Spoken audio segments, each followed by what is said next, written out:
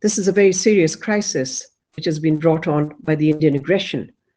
India's attack at different places in mainland Pakistan, in addition to places in Kashmir, Azad Kashmir, has obviously escalated the situation. Pakistan's response has been very restrained. Yes, it has downed 5 Indian aircraft. It has also taken action against Indian posts on the line of control. But generally speaking, even before India's aggression, Pakistan has acted with great calmness and with restraint.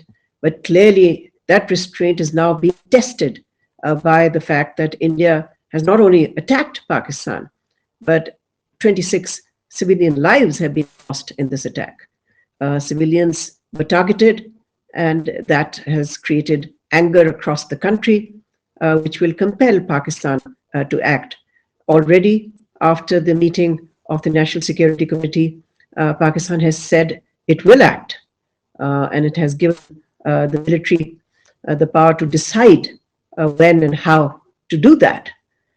So I think the situation remains very fraught, and we will have to see in the coming days the nature of Pakistan's response, and then how India responds to that. So it is unclear at this point in time whether major escalation can be avoided, but there is diplomacy going on behind the scenes.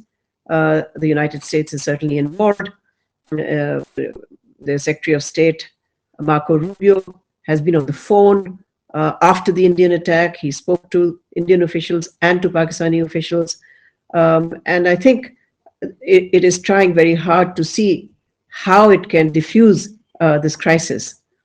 But I think the next step is going to come from Pakistan, because it's important for Pakistan, at least that's how the thinking goes, to re-establish deterrence. Every so many years, India attacks Pakistan, sends its aircraft across the border, or it lobs missiles across the border. And in that situation, naturally, Pakistan is concerned that this can create the new normal. And it is that Pakistan wants to counter in the response that is likely to come in the days to come. The fact that India also attacked a hydropower project on the Neelam Valley shows the kind of aims that India has, because it is not just to inflict temporary pain on Pakistan. It is to also inflict long-term damage. Already, its suspension of the Indus Water Treaties shows that it wants to really pose a threat that Pakistan has already said it will deem as an act of war if India was to stop or divert the waters that clearly belong to Pakistan. So we are in a very dangerous situation. I think the greatest risk is that escalation can become uncontrolled. There could be miscalculation by one or both sides. This is, after all, a situation, a standoff or a confrontation rather, between two nuclear neighbors.